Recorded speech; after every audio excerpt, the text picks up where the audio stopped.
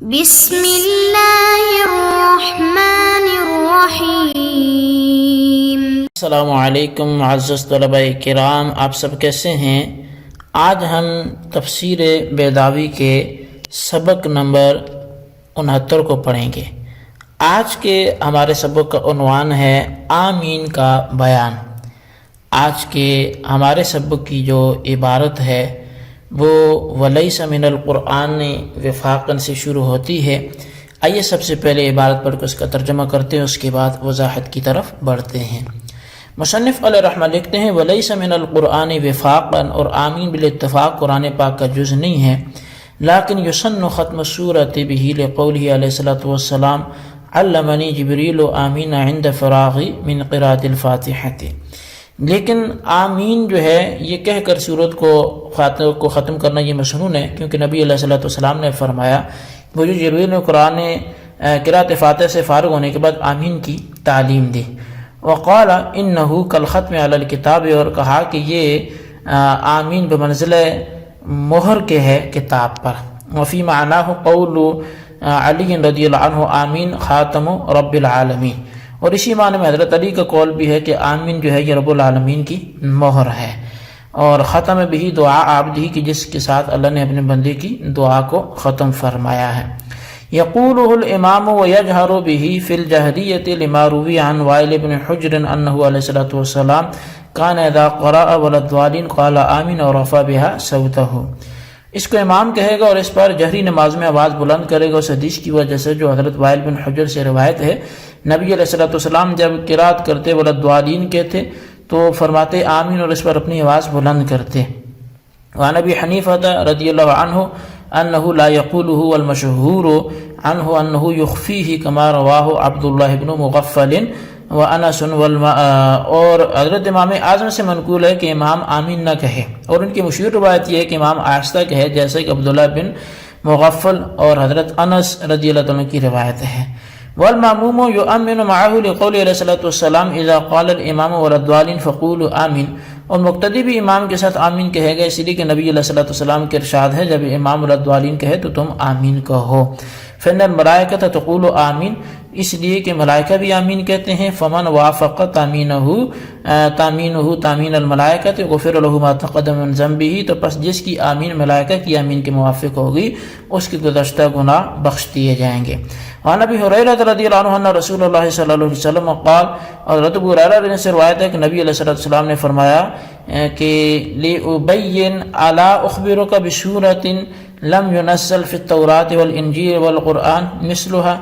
تو ان سے فرمایا کہ کیا تمہیں میں خبر نہ دوں اس صورت کے بارے میں کہ جس کی مثل تورات اور انجیل میں نازل نہ کی گی اور قرآن میں بھی اس کی مثل نازل نہ کی گی؟ تو میں نے کہا کہ کیوں نہیں؟ قلت بلا یا رسول اللہ، قال فاتحۃ الکتاب، تو نبی علیہ الصلوۃ والسلام نے جو جواباً فرمایا وہ یہ تھا کہ وہ فاتحہ کتاب ہے۔ جی طلبہ کرام، یہ تھی ہمارے آج کے سبق کی عبارت، اس کا ترجمہ۔ آئیے اب اس کی وضاحت کی طرف بڑھتے ہیں۔ یہاں تک آج سورہ فاتحہ کے چونکہ یہاں سے فضائل شروع ہو رہے ہیں تو فضائل کا سبق ہم اگلا رکھ لیں گے، یہاں تک ہم اس کی آمین کے حوالے سے ہی بحث کو کرتے ہیں۔ تو آمین کے بارے میں تمام علماء کا اتفاق ہے یہ کہ قرآن کا جز نہیں ہے، کیونکہ نہ تو صحابہ اور تابعین سے یہ منقول اور نہ مصحف عثمان غنی میں لکھا ہوا موجود ہے، تو لہٰذا از جانب شرع اس کے لکھنے کی اجازت نہیں دی جا سکتی۔ ہاں اتنی بات ضرور ہے کہ سورہ فاتحہ کو لفظ آمین کہہ کر ختم کرنا یہ مسنون ہے، کیونکہ نبی علیہ السلام نے فرمایا کہ مجھے جبریل نے قراءۃ فاتحہ سے فراغت کے بعد جو ہے وہ آمین کی تعلیم دی اور کہا کہ یہ قرآن کتاب اللہ پر مہر کی حیثیت رکھتا ہی ہے۔ اور خط کے اندر یعنی جس طرح مہر لگانے کی وجہ سے خط فساد سے محفوظ ہو جاتا ہے، اسی طرح آمین کہہ دینے کی وجہ سے سورہ فاتحہ جو ایک دعا ہے وہ بھی اپنے فساد سے محفوظ ہو جاتی ہے۔ خط کے اندر فساد تو یہ ہے کہ اس کے مضمون پر کوئی شخص مطلع ہو جائے اور اس کو کھول کر دیکھ لے، اور مہر لگانے سے یہ فساد اس طور پر زائل ہوتا ہے کہ اس کو کوئی شخص کھول کر نہیں دیکھ سکتا۔ اور دعا کے اندر فساد یہ کہ وہ قبول نہ ہو، اور لفظ آمین کہہ دینے کی وجہ سے یہ فساد اس طور پر ظاہر ہوتا ہے کہ دعا درجہ قبولیت پر پہنچ جاتی ہے۔ اور اسی حدیث کے ہم معنی حضرت علی کا فرمان بھی ہے کہ آمین خاتم رب العالمین، ختم بھی دعاء عبدہ، یعنی آمین رب العالمین کی مہر کے جس کو لگا کر اللہ تعالیٰ نے اپنے بندے سے دعا کو جو ہے وہ مہر بند کر دیا ہے۔ اب فرمایا یقول الامام ویجہر بہ، اور یہاں سے امام کے آمین کے متعلق فقہی بحث شروع کر رہے ہیں کہ بحث کا حاصل یہ ہے کہ اس بات پر تو سب کے اتفاق ہے کہ منفرد کے لیے آمین کہنا مسنون ہے، اور اس بارے میں دلیل وہ روایت ہے کہ حضرت ابو ہریرہ رضی اللہ تعالیٰ عنہ بخاری مسلم سے روایت کرتے ہیں کہ نبی اکرم صلی اللہ علیہ وسلم نے فرمایا کہ جب تم میں سے کوئی شخص نماز کے اندر آمین کہتا ہے اور آسمان کے اندر ملائکہ بھی آمین کہتے ہیں اور ایک دوسرے کی آمین موافق ہو جاتی ہے، یعنی دونوں ایک ہی وقت میں ہو جاتی ہیں، تو اس کہنے والے انسان کے تمام پچھلے صغائر گناہ معاف کر دیے جاتے ہیں۔ تو اس حدیث کے اندر حضور علیہ الصلوۃ والسلام نے احدکم کا لفظ استعمال فرمایا جو منفرد و امام ماموم سب کو شامل ہے، لہٰذا اس حدیث سے سنیت تو ثابت ہوگی، لیکن اگر نماز جماعت کے ساتھ ہو رہی ہو تو کیا امام و مقتدی دونوں کے لیے آمین کہنا مسنون ہے یا ان میں سے کسی ایک کے لیے؟ تو امام مالک یہ فرماتے ہیں کہ صرف مقتدی کے لیے مسنون ہے، امام کے لیے نہیں ہے، اور دوسرے امام کہتے ہیں کہ دونوں کے لیے مسنون ہے۔ اور اس حوالے سے امام مالک کی جو دلیل ہے وہ نبی علیہ الصلوۃ والسلام کا فرمان ہے کہ اذا قال الامام ولا الضالین قولوا آمین، تو فإن الملائکۃ تقول آمین فمن وافق تامینہ تامین الملائکۃ غفر له ما تقدم من ذنبہ، جیسا کہ ابھی اردو میں اس کا وہ ترجمہ ہو چکا ہے۔ تو اب یہ دلیل ان کی ہے کہ اس میں دیکھیں صرف جو امام کو ولا الضالین کا کہا گیا اور مقتدیوں کو آمین کا کہا گیا، تو اس کے حوالے سے امام اعظم امام شافعی اور امام اعظم ابو حنیفہ کا مستدل اس بارے میں وہ حدیث ہے کہ خود امام مالک نے ایک جماعت محدثین سے حضرت ابو ہریرہ سے روایت کیا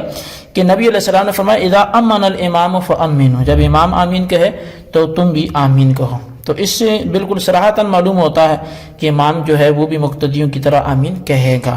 تو رہی بات وہ جو کو امام مالک نے حدیث کی روایت کی، تو وہ یہ کہ حضور علیہ السلام نے اس حدیث کے آخر میں فرمایا فإن الامام یقولہ، جس سے امام کا خود آمین کہنا بھی ثابت ہوتا ہے، لہٰذا اس حدیث سے استدلال کرنا وہ درست نہیں ہے۔ اب رہی یہ بات کہ اس پر تو دونوں امام متفق ہیں کہ آمین کہنا دونوں کا ذمہ ہے، یعنی امام شافعی اور امام اعظم، مگر آیا بالسر ہے یا جہر ہے؟ تو شافعی کہتے ہیں کہ دونوں پر بالجہر آمین کہنا یہ واجب ہے، اور احناف کہتے ہیں کہ دونوں یعنی مقتدی و امام یہ بالسر یعنی آہستہ آواز سے آمین کہیں گے۔ امام شافعی کے استدلال میں ہم اس موقع پر دو حدیثیں نقل کرتے ہیں جو سنن ابو داود کی اندر بروایت وائل بن حجر سے منقول ہیں کہ کان رسول اللہ صلی اللہ علیہ وسلم اذا قرأ ولا الضالین قال آمین ورفع بها صوتہ، یعنی نبی علیہ السلام جب ولا الضالین کی قرات کرتے تو آپ آمین کہتے اور اپنی آواز کو بلند فرماتے تھے۔ اس حدیث سے جہر ثابت ہوتا ہے، جبکہ امام کے لیے جہر ثابت ہو گیا تو مقتدیوں کے لیے بھی جہر ثابت ہو گیا کیونکہ نماز جہری ہے۔ دوسری حدیث اذا امن الامام فامنوا، استدلال کی صورت یہ ہے کہ حضور نے قوم کے آمین کہنے کو امام کی تامین پر معلق کیا، جس کا مطلب یہ ہے کہ امام اونچی آواز سے آمین کہے گا تو ظاہر ہے تبھی مقتدی بھی اونچی آواز سے آمین کہیں گے۔ یہ تو تھی جی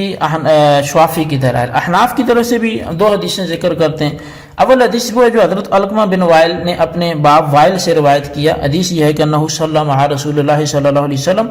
فلما بلغ غیر المغضوب علیہم ولا الضالین قال آمین واخفى بها صوتہ۔ وہی وائل بن حجر ہیں، وہ فرماتے ہیں کہ نبی علیہ السلام کے ساتھ انہوں نے نماز پڑھی، جب حضور ولا الضالین پہ پہنچے تو آمین کہتے وقت اپنی آواز کو پست کر دیا۔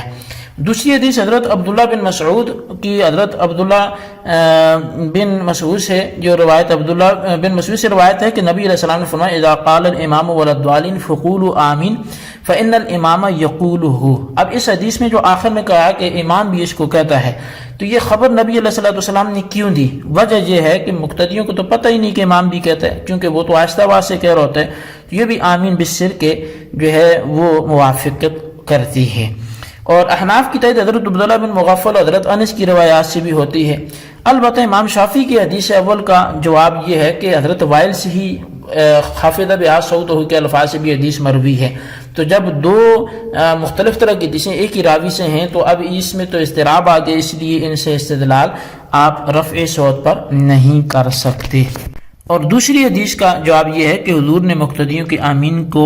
امام کی آمین پر معلق نہیں کیا، بلکہ اس موقع پر معلق کیا تو اب اذا امنا کا مطلب یہ ہوگا کہ جب امام کے آمین کہنے کا موقع آ جائے تو تم آمین کہو. یہ معنی نہیں ہے کہ امام کی آمین سن کر تم آمین کہو، لہذا یہ حدیث بھی جہاں پر دلیل نہیں بنے گی، تو لہذا پھر آپ جہر ثابت کیسے کرتے ہیں. بہرحال یہ ہمارے آج کے سبق کی عبارت، اس کا ترجمہ، اس کی وضاحت تھی. اس کو اچھی طرح سمجھ، اس کے خلاصے کو اپنے رجسٹر پر ضرور لکھیں، بالخصوص ان سوالات کے جوابات دیں. سوال نمبر 1 یہ ہے کہ آمین یہ فاتحہ کا حصہ ہے یا نہیں، اس حوالے سے وضاحت فرمائے. اور سوال نمبر 2 یہ ہے کہ آمین بالجہر ہوگی یا بالسر، ائمہ احناف و شوافی کے اختلاف تحریر کریں. اللہ تبارک و تعالیٰ سے دعا ہے جو کچھ ہم نے پڑھا سمجھ سے یاد رکھنے کی توفیق نصیب فرمائے. آمین بجاہ النبی الامین صلی اللہ علیہ وسلم.